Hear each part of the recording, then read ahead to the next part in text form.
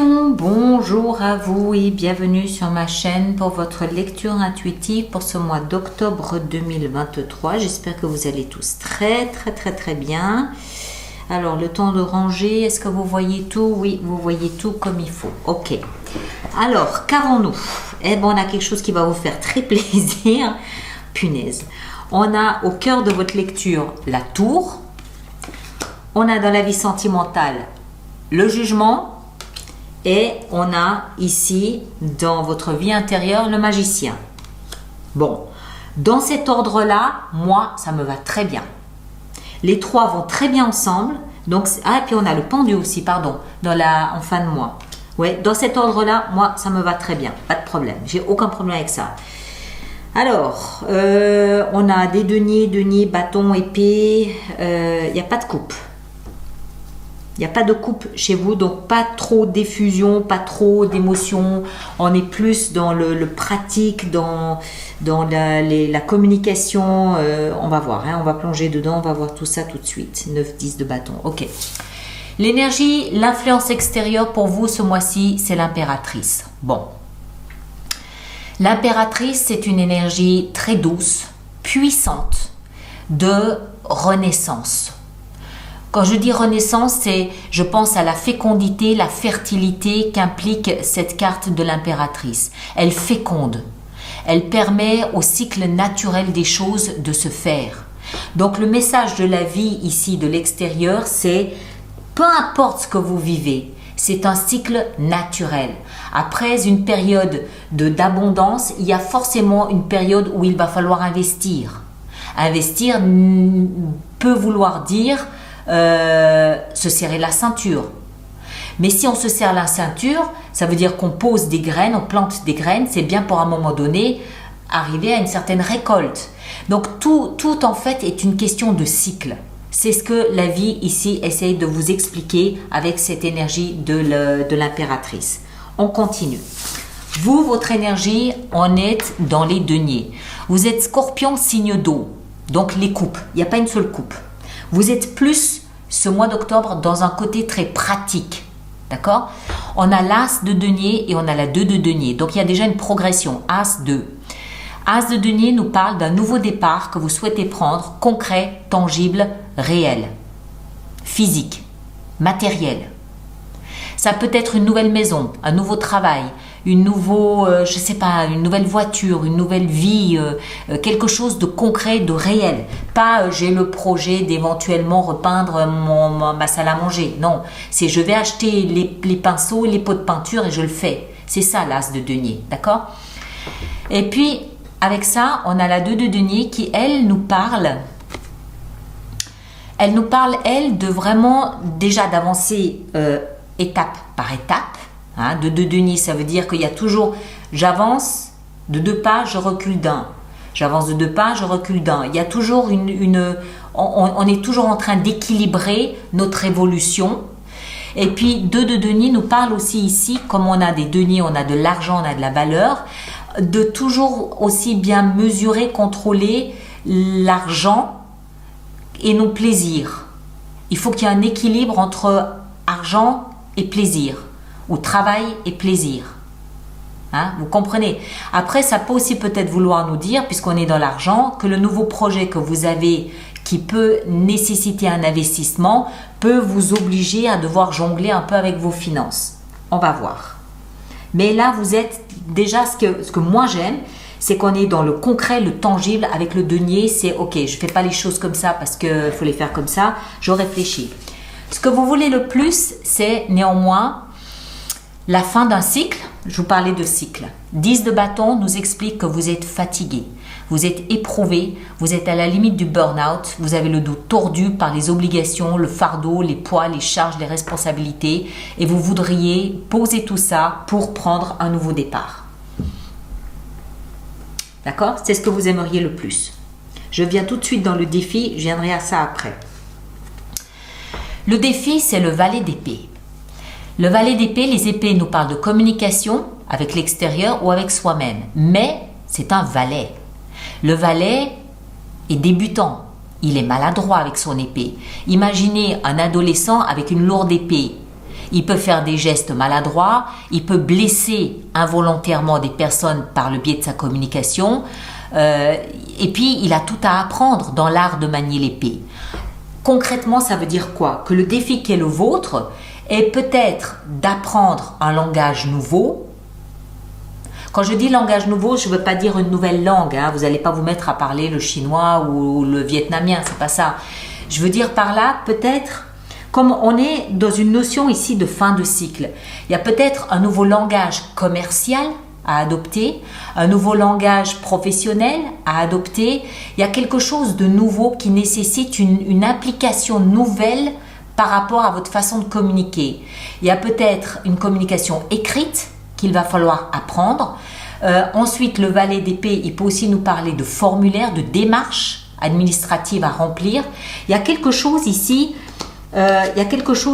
qui représente un défi pour vous en termes de communication. Soit parce qu'il faut tout réapprendre depuis le début, soit parce que vous n'êtes pas habitué à remplir des formulaires XY, voilà. Ou alors parce que vous avez en face de vous des personnes qui parlent un certain type, un certain niveau de langage et vous devez vous adapter. C'est possible aussi. Ce qui va vous aider ce mois d'octobre, c'est la tour. La tour est votre ami. C'est votre ami.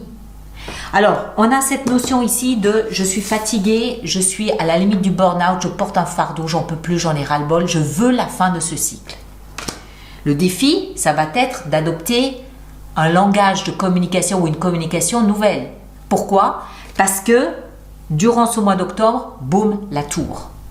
Il y a quelque chose qui va se passer, une fin de cycle que peut-être que vous ne voyez pas arriver, mais que vous appelez de vos voeux, une fin de cycle qui va arriver et qui va vous obliger à adopter un comportement complètement différent de celui dont vous aviez l'habitude, ce qui peut vous déstabiliser peut-être sur le plan financier, ou qui peut vous déstabiliser dans la construction de quelque chose de nouveau. Et de ce fait, le valet d'épée ici qui devient un défi pour vous.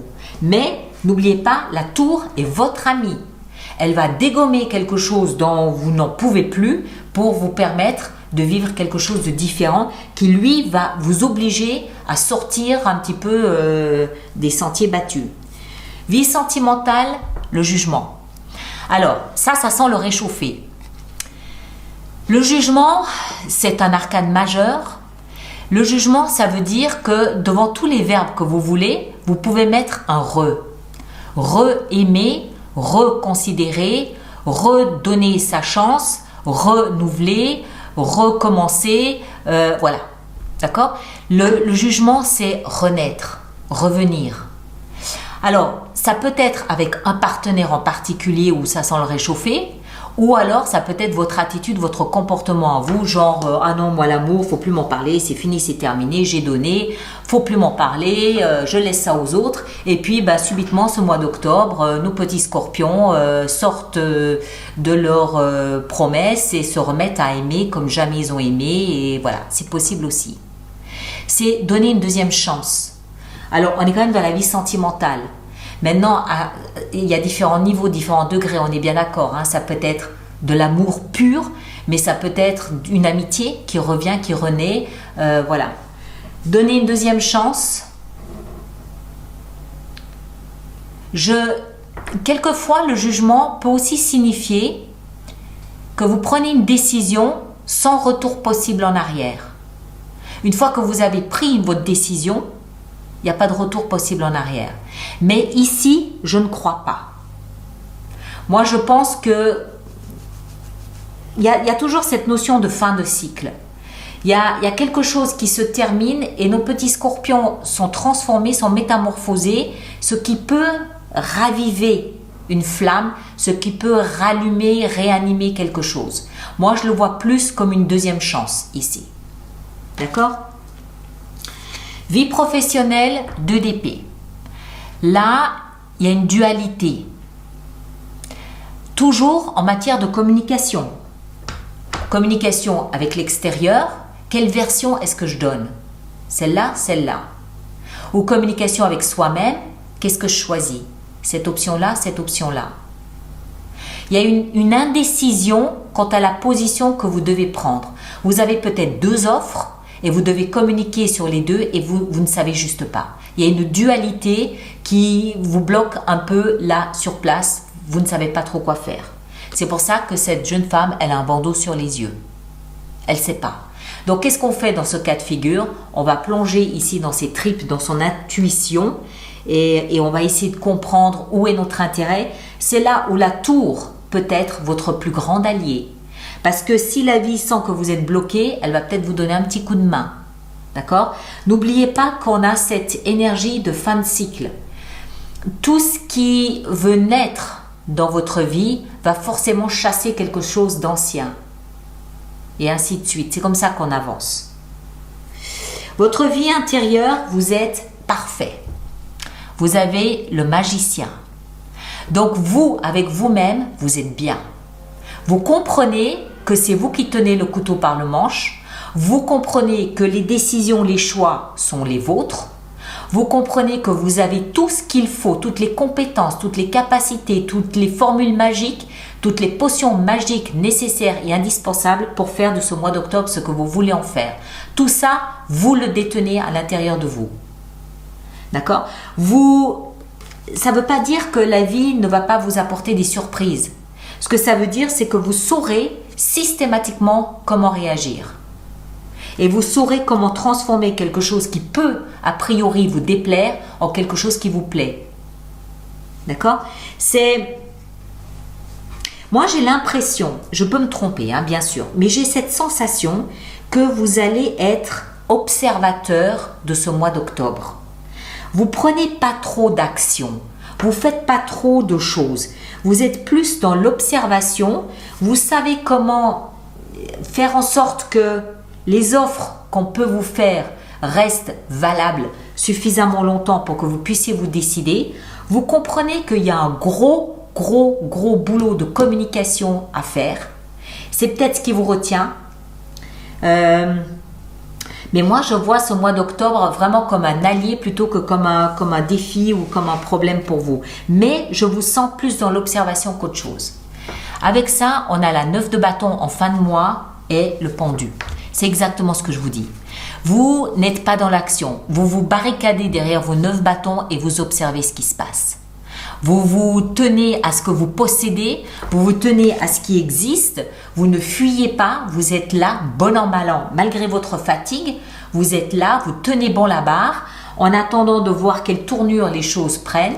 Et en fin de mois, avec le pendu, vous vous serez offert un nouveau regard sur ce qui vous entoure, sur ce qui vous est arrivé.